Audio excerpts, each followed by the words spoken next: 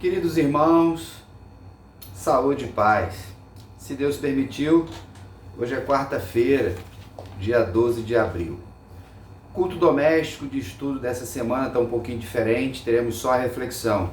Como vocês sabem, Gesimar e Rose estão indo para uma outra cidade, essa semana estão fazendo mudança, mais especificamente amanhã, se Deus permitir, quinta-feira, o caminhão de mudança está indo para Unamar, onde eles viverão nessa fase. Eles continuarão nos ajudando à distância nessa parte tecnológica, já que o Gesimar trabalha com isso, mas enquanto eles não se ajustam lá, nós teremos os nossos momentos de estudo aqui, ok?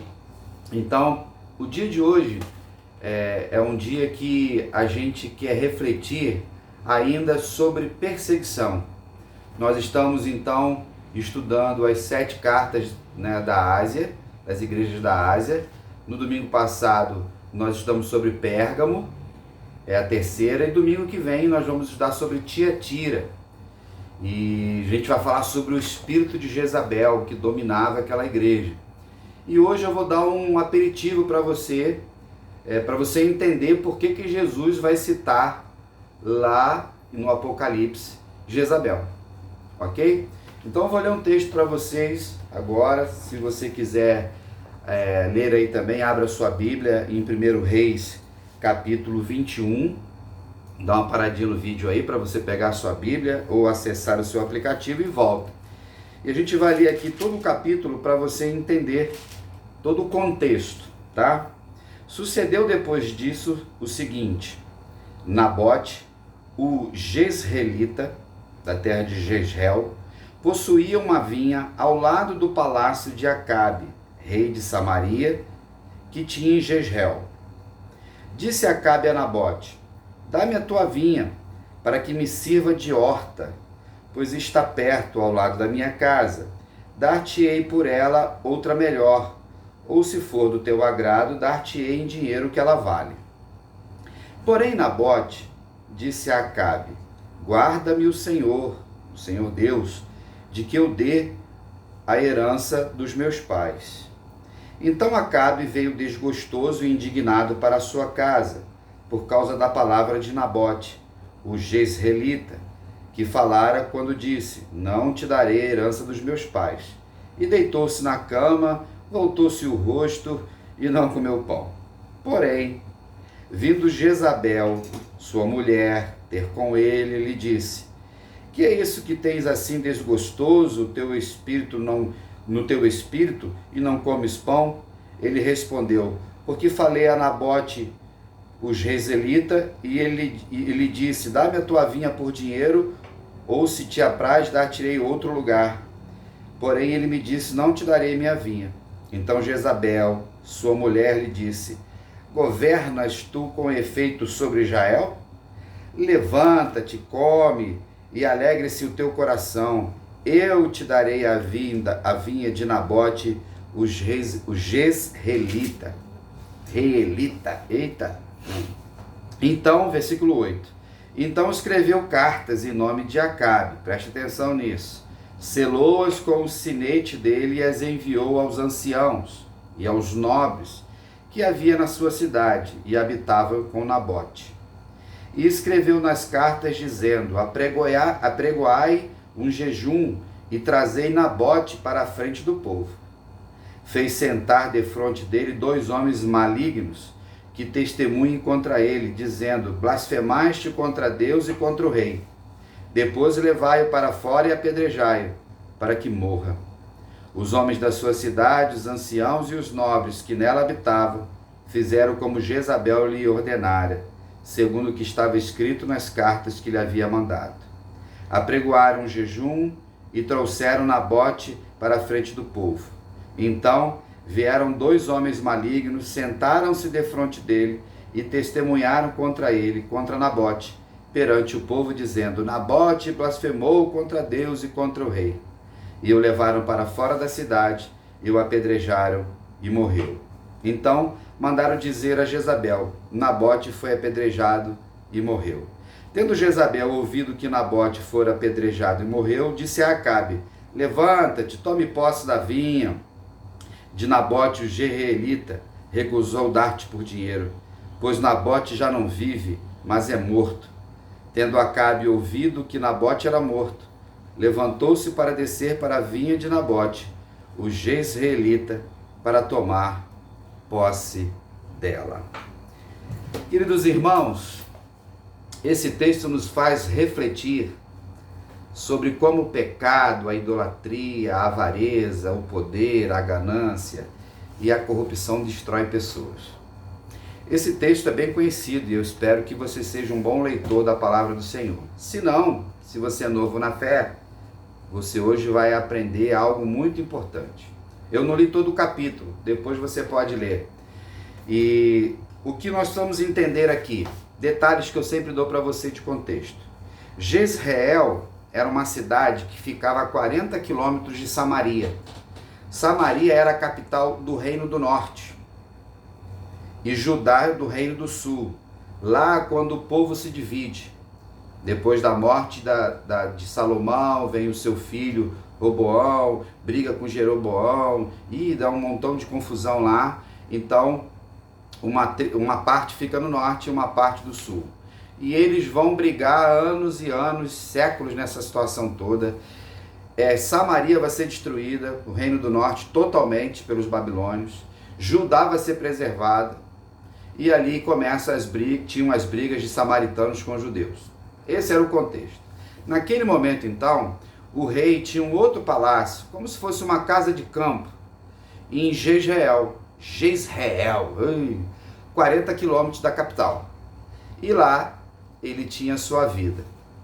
Nós vamos perceber que entre os proprietários estava lá Nabote, que tinha sua propriedade próxima a essa casa. Não que eles fossem vizinhos de muro, ele mora do lado, não. Como era uma vinha, deveria ser uma propriedade grande. Ele então botou o olho lá e queria destruir a vinha para fazer uma horta para ele. Mas tem uns detalhes. Nos povos pagãos, o rei era dono de tudo. As pessoas eram chamadas de súditos. E o rei poderia pegar o que quisesse, a qualquer hora. Era dele. Ele era o soberano. No entanto, quando você vai para Israel, quem era o dono da terra era Deus. Ele era o proprietário da terra. E sendo ele o proprietário, ele deu aos seus filhos as 12 tribos de Israel, lembra da divisão, para que eles cuidassem da terra. Então Nabote tinha aquilo como herança dos seus pais, que veio lá de trás. E ele não poderia vendê-la, ele não poderia dá-la para ninguém, ele não poderia trocar. Aquelas terras significavam também a subsistência dos seus descendentes, dos seus filhos. Por mais que Acabe quisesse trocar a terra ou pagar em dinheiro. A terra era dele. Deus tinha dado à família dele. Então, nesse momento que Nabote responde ao rei, ele falou daquilo que era maior do que o rei. Só que Samaria vai existir muito depois disso, quando o povo vai para a terra prometida. Quando as terras são divididas, não existia monarquia, lembra disso? Era Deus que governava, era uma teocracia, eram os profetas que lideravam. A coisa vai mudar lá no período em que Samuel era profeta, que o povo começa a pedir um rei. Aí, lembra, Saul é o primeiro rei, depois vem Davi, depois vem Salomão, os anos vão se passando e os problemas vão vindo. Então, existia um porquê Nabote não dá.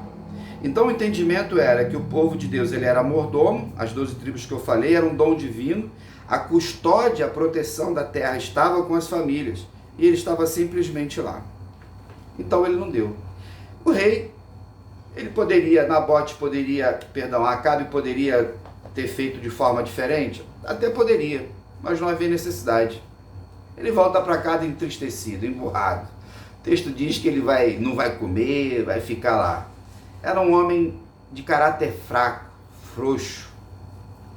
Ele foi um péssimo rei. Quando chega Jezabel, é aí que Jezabel vai entrar no cenário político, de uma forma mais conhecida. ela era esposa de Acabe, só que ela pertencia ao povo pagão. E ela era adoradora de Baal, que era o Deus poderoso, né,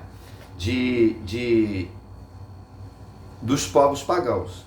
Vamos ter o evento com, né, com Elias, o grande profeta, quando os profetas de Baal, lá no Monte Carmelo, Jezabel manda perseguir Elias, e tudo a gente já conhece.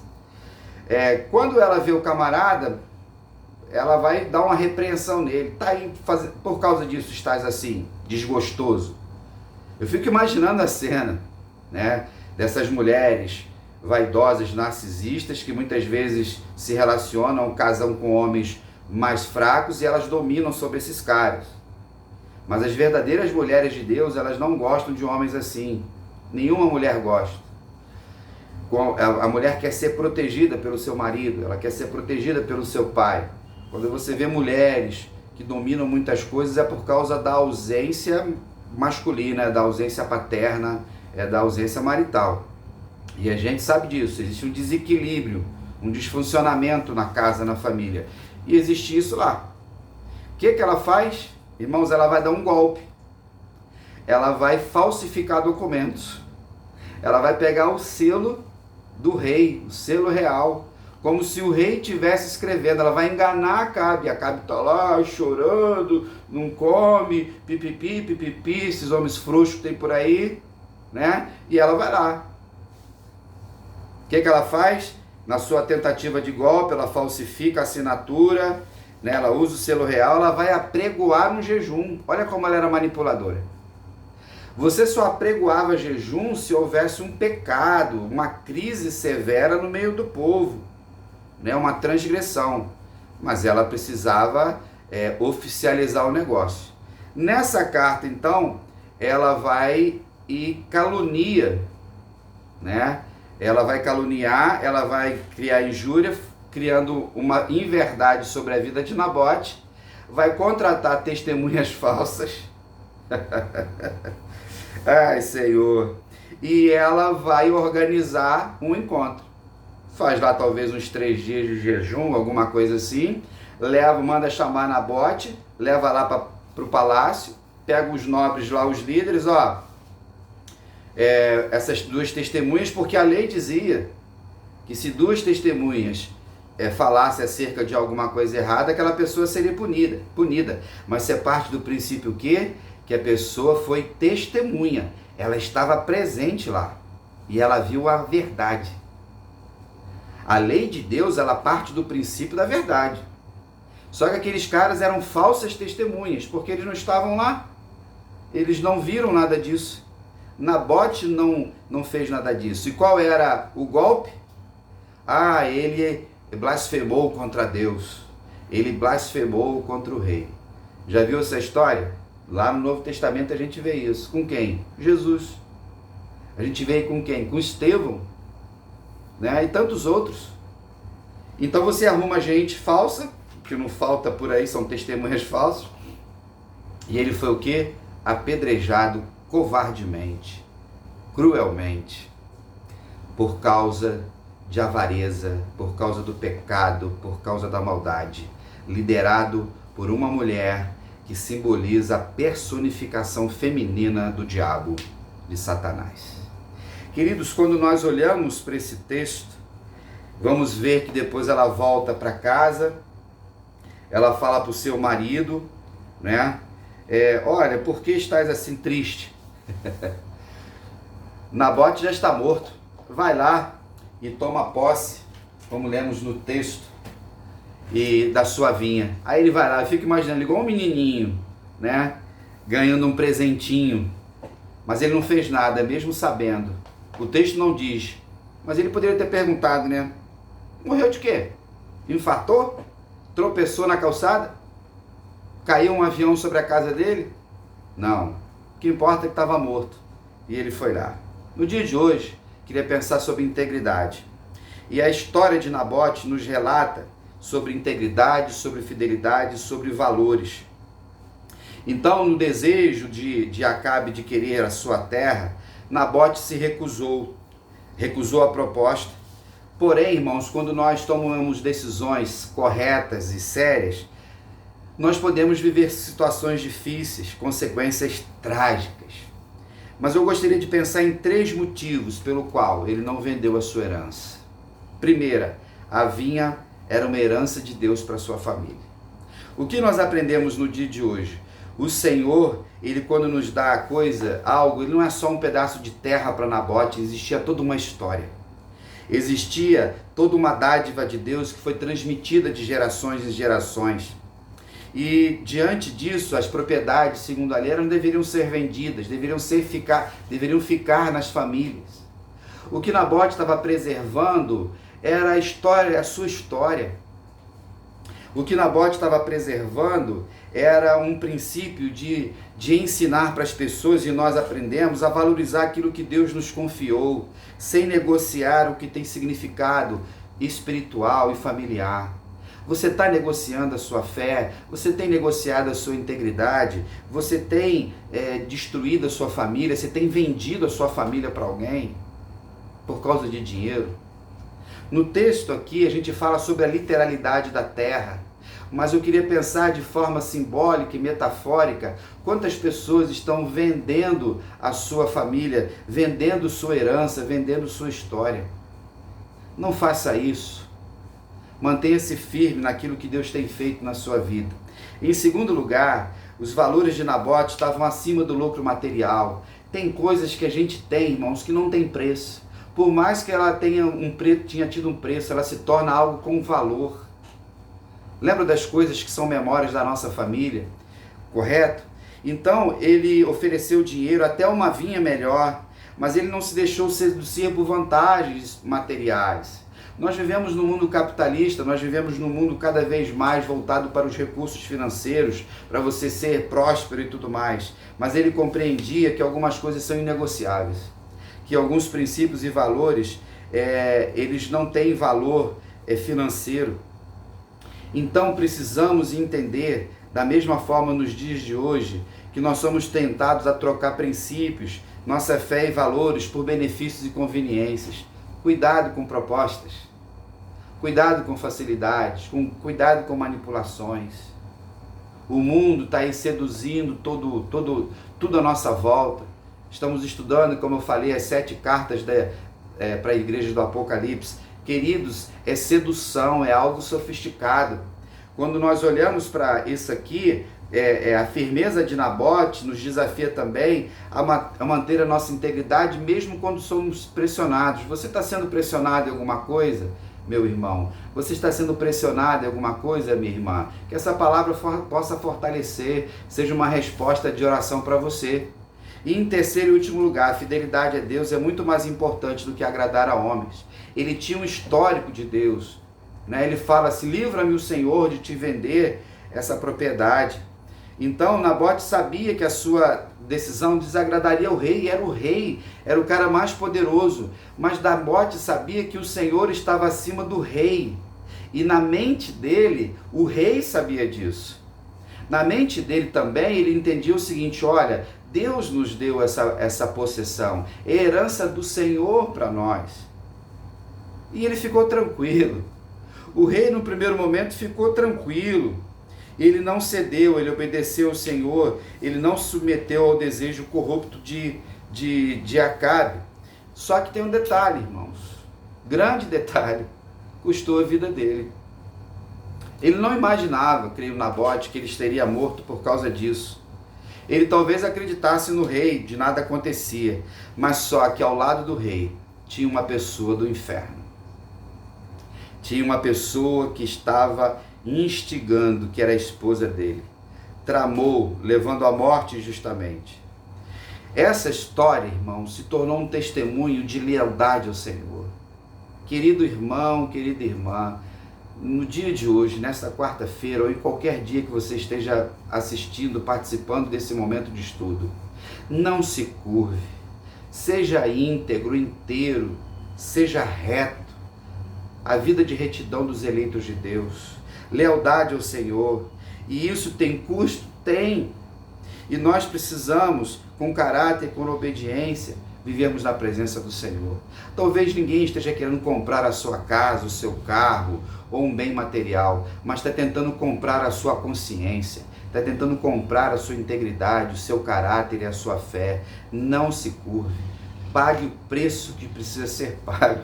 Eu sei o que é isso.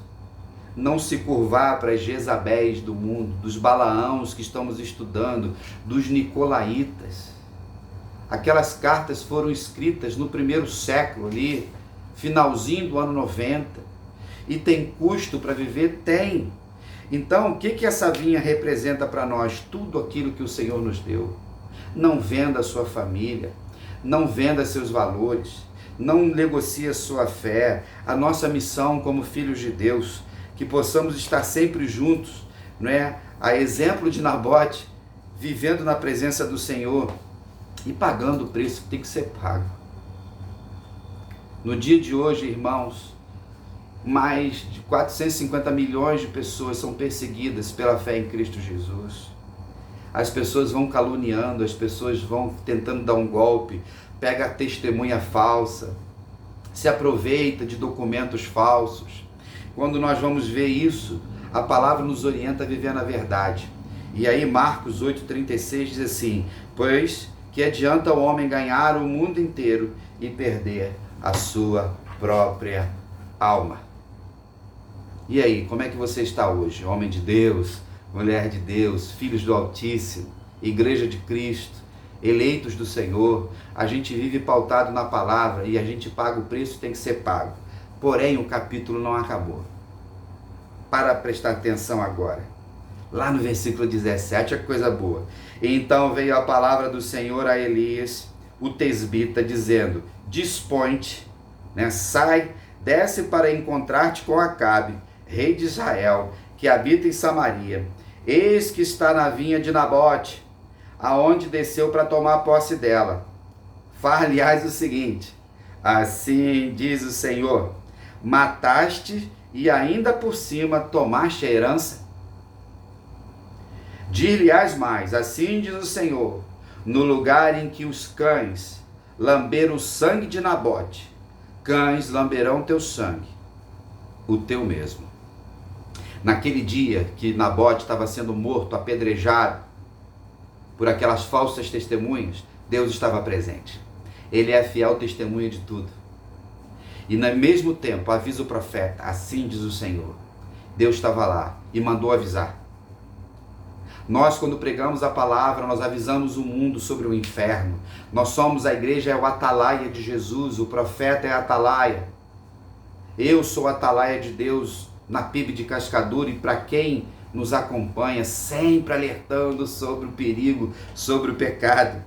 Perguntou Acabe Elias: já me achaste, inimigo meu? Respondeu ele: achei-te porquanto já que te vendestes para fazeres o que é mal perante o Senhor. Ele permitiu que Jezabel fizesse aquilo. Irmãos, omissão é pecado. Não seja omisso quando você vê a maldade sendo feita, quando as mentiras, quando as fofocas. Cuidado com isso. Deus está presente e todos somos disciplinados. Aí ele vai dizer assim: eis que trarei o mal sobre ti, arrancarei a tua posteridade e exterminarei Acabe todo o sexo masculino, quer seja escravo ou livre de Israel. E Deus vai fazer isso lá na frente, através de Gel, que foi um novo rei que veio. Essa profecia de Elias não viu se cumprir. Quem vai ser o instrumento de Deus é Eliseu, né? E aí ele vai dizer o seguinte: farei a tua casa como a casa de Jeroboão, filho de Nebate, como a casa de Baasa, filho de Aías. Também, aí vem, de Jezabel falou o Senhor: os cães devorarão Jezabel dentro dos muros de Jezreel. Quem morrer de Acabe na cidade, os cães comerão, e quem morrer no campo, as aves do céu comerão. Ninguém houve, pois, como Acabe, que se vendeu para fazer o que era mal perante o Senhor, porque Jezabel, sua mulher, o instigava, que fez grandes abominações, seguindo os ídolos, segundo tudo o que fizeram os amorreus, que eram os pagãos, os quais o Senhor lançou diante dos filhos de Israel. Irmãos, ninguém foge do juízo de Deus. Ele avisou. Quando a gente prega a palavra, a gente está aqui avisando. E no dia de hoje, como profeta de Deus, que Ele quis e quer, tem me sustentado, pregando a palavra, digo para você, ande em santidade, ande em retidão, não se junte ao espírito de Jezabel. Amém? Seja íntegro em todas as coisas. E no próximo domingo a gente vai falar mais sobre esse espírito que usa mulheres. Assim como Balaão, os nicolaítas, homens maus, falsos pastores, profetas, mulheres também são usadas pelo diabo para destruir entre aspas, a comunhão da igreja. E domingo a gente vai falar mais sobre isso, ok? Lembrando, EBD às 9 horas, teremos almoço, aleluia, vá preparado lá para abençoar, né? E vamos abrir campanha de missões mundiais. Ó, a camiseta está aqui, no amor do Pai. Vamos terminar a missão, vamos continuar na missão. Então continue orando pelos missionários e vamos seguindo um dia de cada vez. Se Deus permitir, dia 16 estaremos juntos lá no Cantinho Gostoso de Cascadura, a nossa igreja, a nossa comunidade de fé, que tem vivido um tempo de avivamento tão especial, tão bom. Aleluia por isso. Um grande abraço, fique na paz e até lá. Tchau, tchau.